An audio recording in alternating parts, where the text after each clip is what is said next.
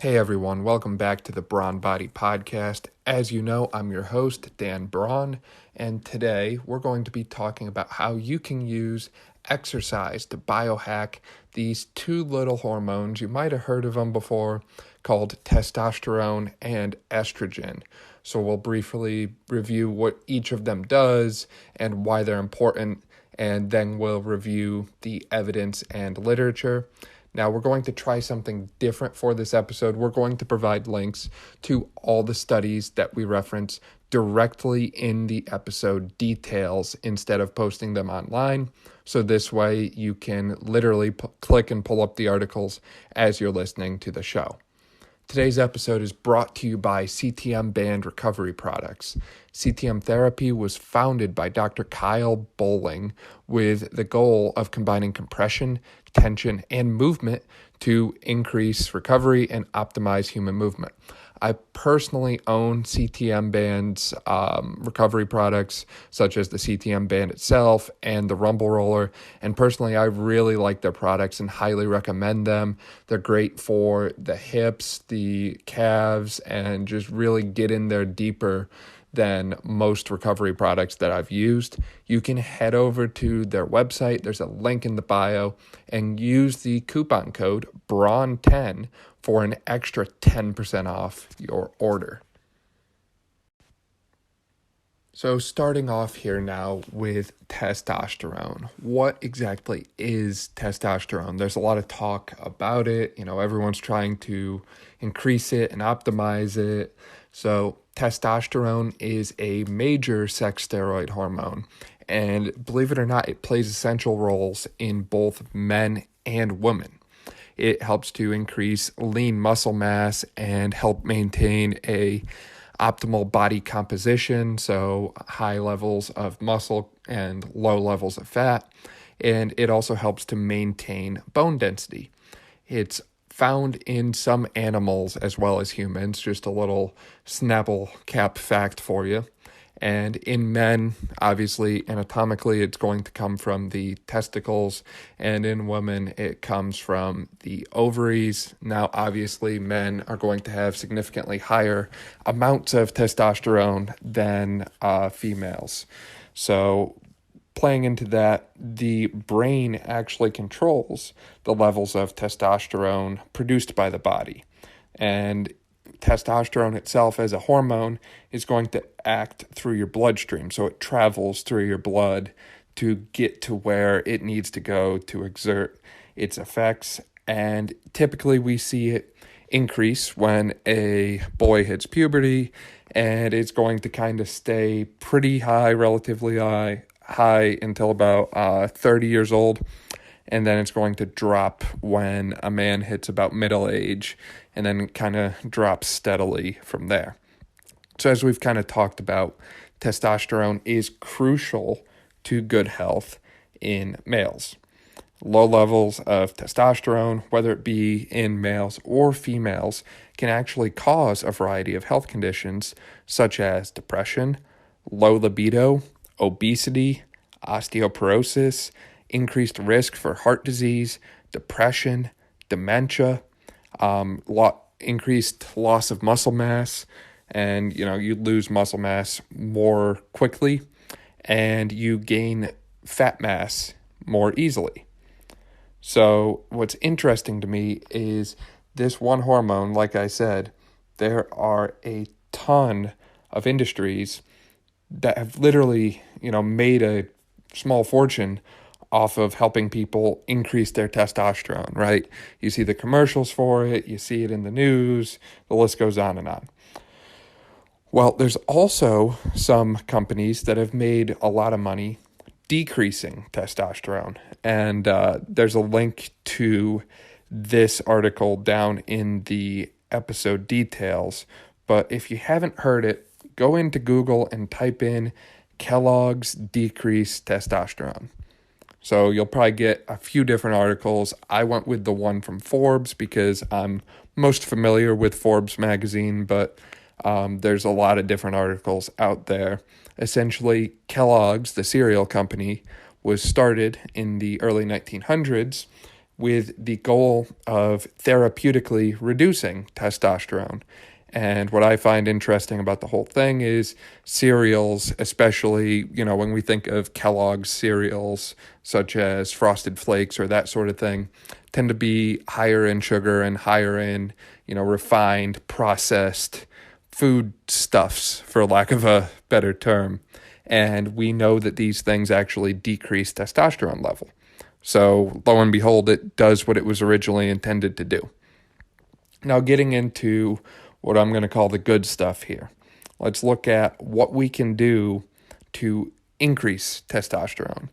So we're going to look at a variety of different exercise-based factors that impact testosterone. So first, if you didn't know, exercise is good, and exercise increased serum testosterone levels in a variety of populations. So we're going to start with Kumagi 2015, and forgive me if I struggled to pronounce some of these authors' names of these articles.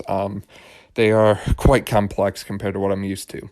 So Kumagi 2015 did a study that looked at 41 overweight and obese men, and they had two groups. One group participated in high amounts of physical activity, and one group participated in low amounts of physical activity.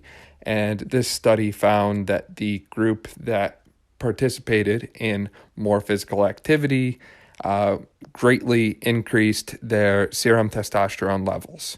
And again, this was in a group of overweight and obese men. Now, this is also supported by Vamande 2012, and that study showed that there was differences in both semen quality and hormone values of physically active participants and sedentary participants in this study. And those that were more physically active had a more anabolic hormonal environment within their body, and they had improved and healthier semen production. So, we talk about, Darwin saying survival of the fittest and, emphasis on producing viable offspring. And maybe that's a little bit of a barbaric kind of term to use here in 2021. But essentially, if you want to increase the health of you yourself and increase the health of, your future children, if you're planning on having them, then this would be a great place to start. Get up and exercise and do something. Now, those two studies just looked at exercise in general. Now we're going to get into a little bit more specific forms of exercise.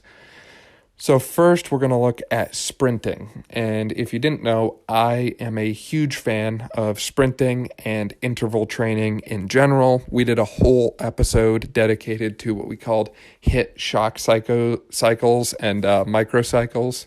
And I just believe that pretty much everyone should be doing some kind of sprinting activity regularly, because the benefits of sprinting and running fast are nearly endless. And here's another example here with Farzad 2011. And this article looked at the effect of a sprint interval training protocol after 4 weeks in wrestlers. So they had 15 individuals in the interval training group and 15 individuals in the control group. And essentially, this interval group was doing 6 35-meter sprints. So think about how long it would take you to sprint 35 meters. Probably no more than, 5-6 seconds at most. These are pretty short sprints we're talking about here. They had 10 seconds of rest between each sprint, and they repeated this protocol twice per week. Okay, that was it. 6 35-meter sprints, 10 seconds rest, twice a week. And this group that they were studying the intervals on noticed incredible gains in endurance. They increased VO2 max by over 5%. They increased peak oxygen pulse by almost 8% on average, and increased time to exhaustion by over 30%. So think of how long this workout would take you to do. 6 35-meter sprints. That might take you 2 minutes, 10 seconds rest between each. we're talking about less than 5 minutes a day, twice a week. So no more than 10 minutes a week at most to do this workout. And again, those were the cardiovascular adaptations they noted. But on a hormonal level, they saw significant increases in total testosterone level. They saw decreases in cortisol level, so stress hormone, which, as you know, kind of helps to break things down in your body. So it breaks down muscle mass, breaks down fat tissue, that sort of thing. So it's a mobilization hormone. It's not a anabolic hormone, it's catabolic. So we're increasing testosterone, decreasing cortisol, and as such, improving our testosterone-cortisol ratio. So if you couldn't tell, sprinting is really, really good for you. And you don't need to do a whole lot of it in order to see benefits. Again, we're talking about maybe 10 minutes a week at most here. So that's our main focus there when we talk about endurance and testosterone is sprinting and sprint intervals. Now, with that, we want to avoid chronic cardio. So Izquierdo 2003 found that long-distance cyclists, and this was a study that was looking at middle and older age males, because again, it's always important to see who they were studying in these studies. They found that the long-distance cyclists had significantly lower levels of testosterone than their age-matched counterparts who were either active in other forms, so weightlifting or shorter distance events, or those who did not engage in activity. So the long-distance chronic cardio kind of individuals here had lower levels of testosterone than people who sat on the couch. Now, this is a little bit of an older study. It was 2003. It was hard to find any studies recently that matched or, had a similar design. But that's interesting to me. And I would have loved to see a little more details. I didn't see them in the article about what kind of lifestyle everyone was living. Were these individuals who were doing chronic cardio, were they eating a vegan or vegetarian diet? Were these sedentary individuals reporting that they were sedentary, meanwhile eating a very carnivore, keto-based diet, and maybe their job required them to be active, move around a lot, lift a lot of heavy things? There's a lot of factors that go into this. So in general, I think there needs to be more research and more details to really firm that point up. But studies like that are where the belief that you shouldn't do long distance cardio regularly for, testosterone production come from. Now, I mentioned that, what you eat can have a influence on testosterone. And the best study I could find to look at this was from Rabin et al., and they compared a vegetarian diet to a meat-based diet. Now, I say meat-based, basically you had one group that did not consume meat and one group that consumed meat, a little bit of meat in their diet. It wasn't exclusively meat. Now, what I found interesting and what I really liked about this study is they held the macronutrients constant. So the vegetarian group was 58% of their diet was carbohydrates, 27% fats, and 15% proteins. And the meat diet was 58, 28, and 14. So almost identical. I do think the overall protein consumption seemed a little bit low, but that's just a small critique. Again, at least it was held constant between both groups. And they looked at the effects after 6 weeks. And they found that 6 weeks of the vegetarian diet, and this was a lacto-ovo vegetarian, so they were consuming eggs and they were consuming dairy. They caused decreases in their total testosterone levels, whereas the diet that included meat increased their total testosterone levels. So clearly there's something going on there with the consumption of meat that seems to benefit testosterone production, at least in males, according to that study. And these were male athletes, so they were trained males. They weren't just, sedentary individuals. So I find that to be an interesting study and felt like that was worthy to bring up. Now to get into some real specifics for testosterone and weightlifting.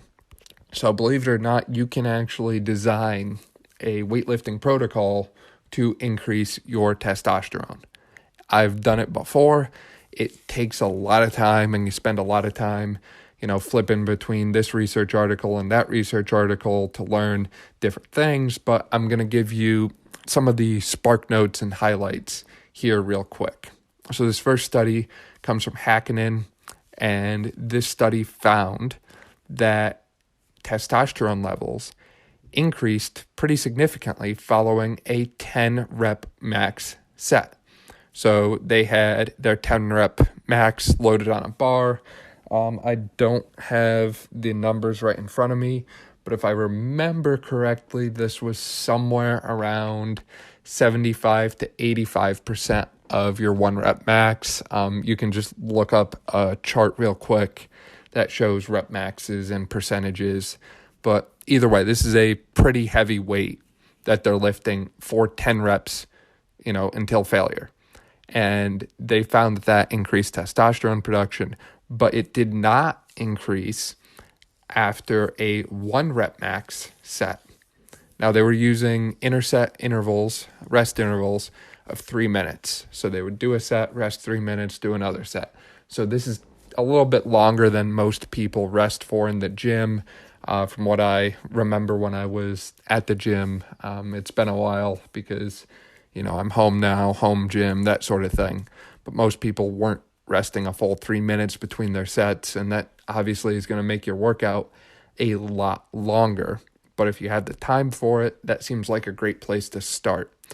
Now, there's another study here by Kramer, and this study found that the 10 rep max sets also resulted in greater increases in testosterone than 5 rep max sets with a rest interval of 1 to 3 minutes.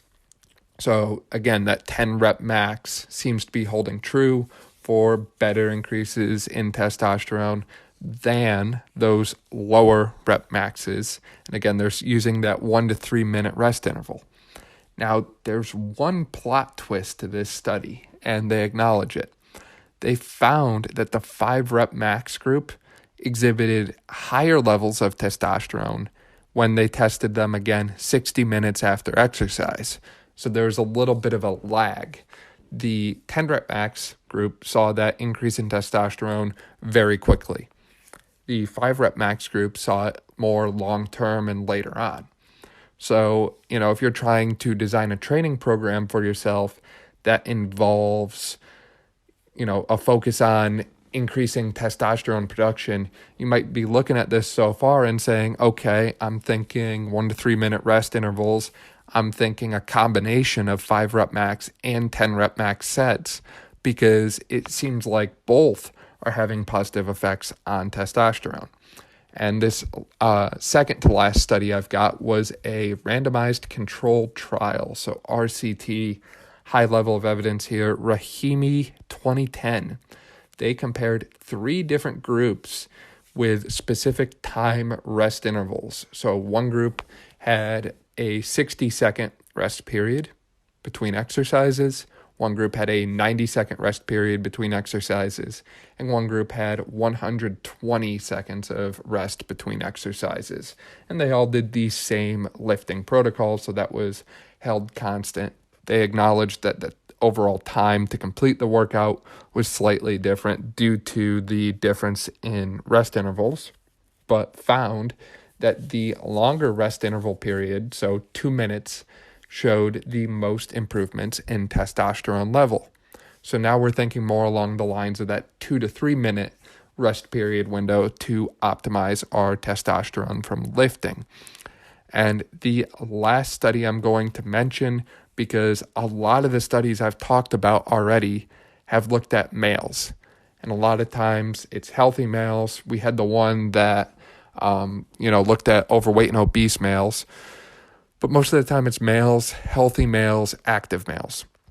So Craig et al. Used a 3 set of 8 reps, so 3x8 full body machine-based training program, and it took 45 to 60 minutes per session. And they used this program and measured testosterone levels in both the younger individuals and the elderly individuals, and these were males as well, if I remember correctly.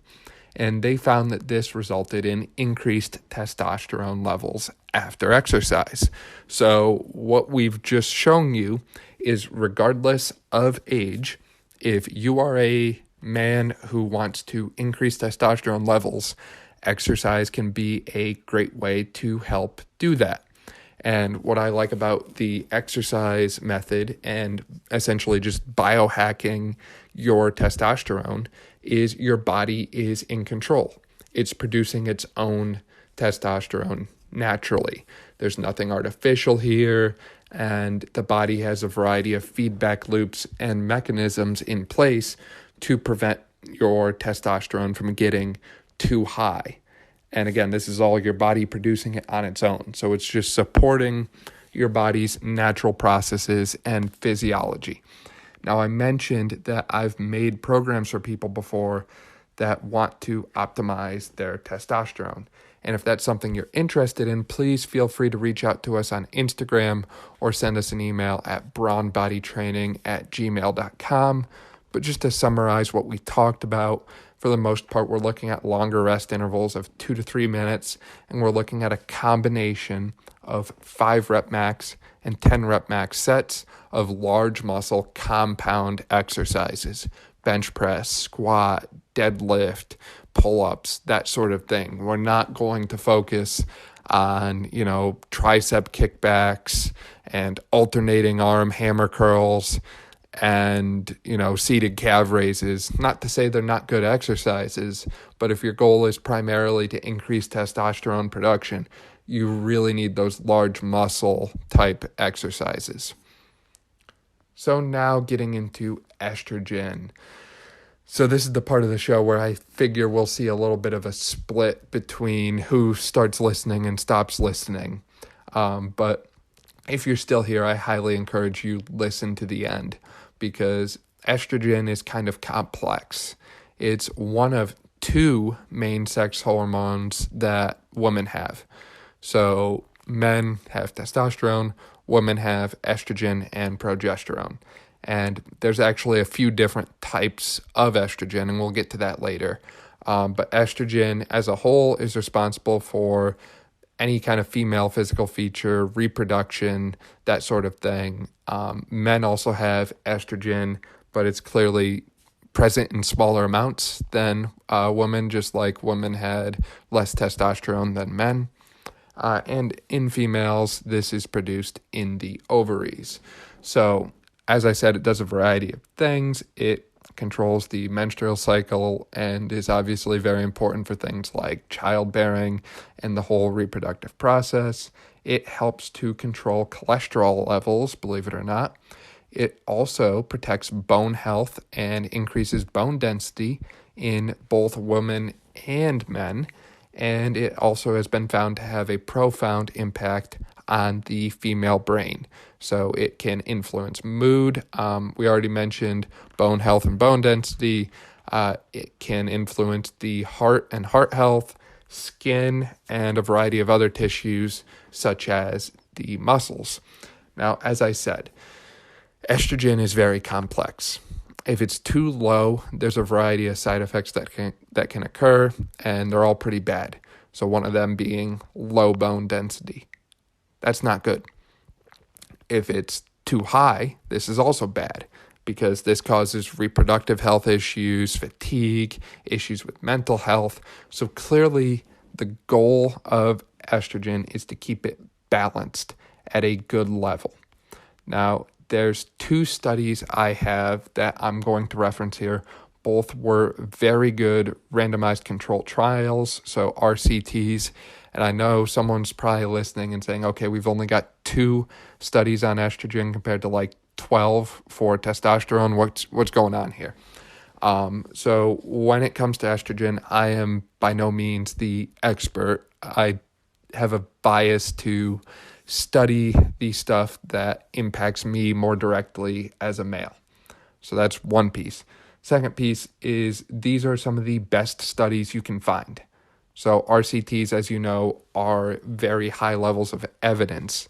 We only had a couple, 1 or 2 RCTs, I think it was, in the testosterone section. So these are some of the best articles you can find, very high level of evidence, and not to worry because I went deep into these.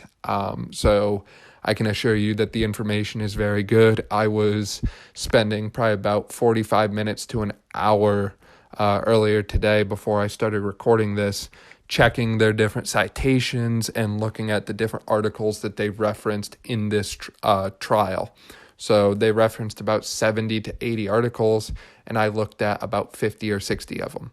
And I'm not saying that, I was spending a ton of time on them, but minute or 2 here and there, make sure everything lined up, checked out good. So this first one that I'm talking about is Razak 2019. And this was an RCT that was looking specifically at postmenopausal females. So in your head, you're probably thinking 50s, 60s, 70s. And the one thing they were looking at in this study was called estradiol. And this is a form of estrogen. So we said there's 3 different forms of estrogen in the female body. This is one of those 3. And the reason we're looking at postmenopausal is, as you know, estrogen typically decreases in that population. This was a very high-powered study. They had 94 individuals in total, and they were split between 2 groups, one doing aerobic only and one doing resistance only. So this kind of matches what I think you see in the gym too, is from my own experience anyways, I very commonly see people come into the gym and do cardio and leave. And people come into the gym and do weightlifting and then leave. It's not every day you see a blend and combination of both. So they kind of did this to match the study to that. And they looked at the effects of 12 weeks of exercise in each group, and they used ACSM guidelines for exercise prescription to determine what they were going to do for these populations. So for aerobic, that's a 5 to 6 day a week, moderate intensity, cross-training type aerobic activity, and they were doing 20 to 30 minute sessions each time. Now, the resistance training group was doing 3 sessions per week, doing full body, large muscle type activities. So in total, there was 36 training sessions for those doing resistance training, 12 times 3, and there was 72 sessions for those doing aerobic activity, so 12 times 6. So getting into the specifics a little bit more, the resistance training group, they used 1 to 3 sets with 5 to 8 reps for each exercise. And they also had a specific warm-up and cool-down and held that constant between the 2 groups. And both groups saw decreased fat mass and increased muscle mass. However, the resistance training group saw significantly more increases in muscle mass than the aerobic group, and estradiol increased in both groups, but more in the resistance training group, and bone mineral density also improved in both groups, but more in the resistance training group. So let's think about that for a second. If you're a female, maybe postmenopausal, and you're looking to increase bone mineral density, increase estrogen response, that sort of thing, and you have to choose between aerobic and resistance exercise, either will work. Both will start to shift the balance in the right direction, but clearly 36 resistance training sessions as opposed to 72 aerobic sessions, there's a vast difference in how much time you have, going and exercising 3 days a week and seeing better results than 6 days a week. Now, again, I don't know what a hybrid would look like. I don't know what would happen if you did some resistance training, some aerobic, that sort of thing. And that's a great study idea for anyone who's really interested in this population. And feel free to reach out to me if you want to conduct a physiology-based study like this together. I'd be happy to be a part of that. So that was our first article there. Our second article was Magadashi 2013. And this one looked at the effect of 12 weeks of resistance training on hormones on bone formation in younger sedentary women. So as I said, I like to pick my articles that I'm going to talk about and reference in relation to everything based on population. So when we were talking about the males and testosterone, we went over younger, we went over older, we went over active, we went over overweight and obese. We're going to do the same thing for females here. So we just talked about postmenopausal females, so older females. Now we're going to shift gears and talk about younger sedentary women, so younger females. And the average age for this study was 25 years old. So think of your girl just out of college, that kind of age. We had one control group that looked at 10 females and one experimental group that looked at 10 females. So again, split 10 and 10. We have a RCT. I think I mentioned that already.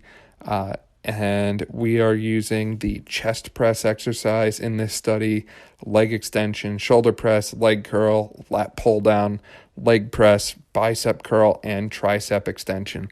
So I look at that as being a basic machine and cable-based exercise program protocol, typical for studies and that sort of thing.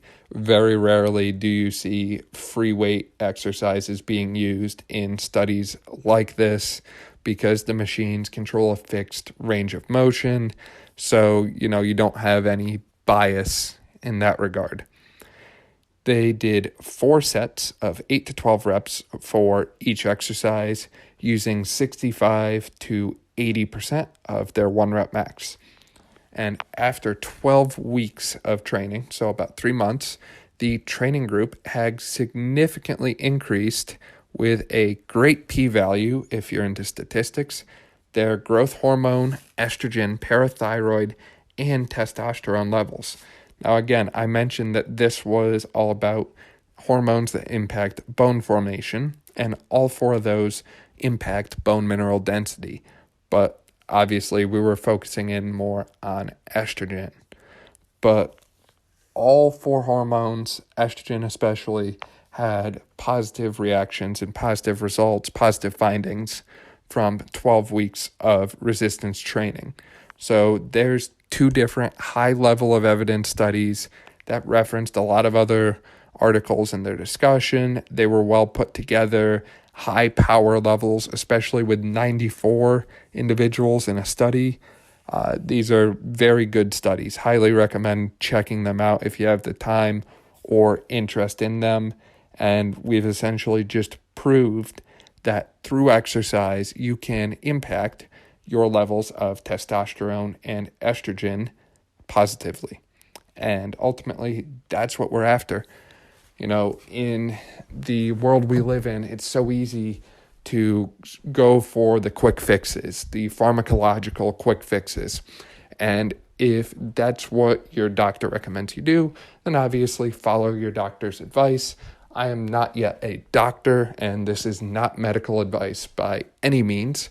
However, if you're someone who's looking to increase your levels of a certain hormone naturally for whatever reason, doing the right exercise can help you do that, and it can help you delay or prevent the need for future pharmacological intervention.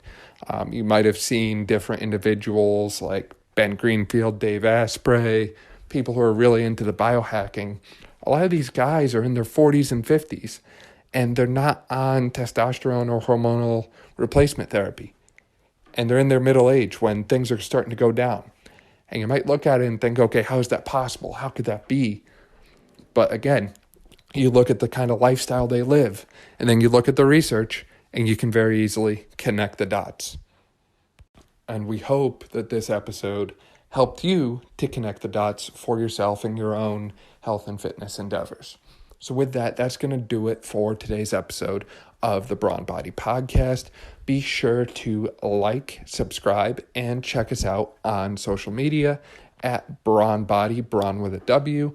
We're also available on YouTube now. Excited to announce that. You can check us out at Brawn Body TV on YouTube, and we're posting a lot of different things that we like to incorporate in our own training, in the training of our clients, exercise tutorials. We're still kind of getting started with it, but there's a lot of stuff in the works and coming very soon. Thanks again for listening and supporting, and we'll see you all next week.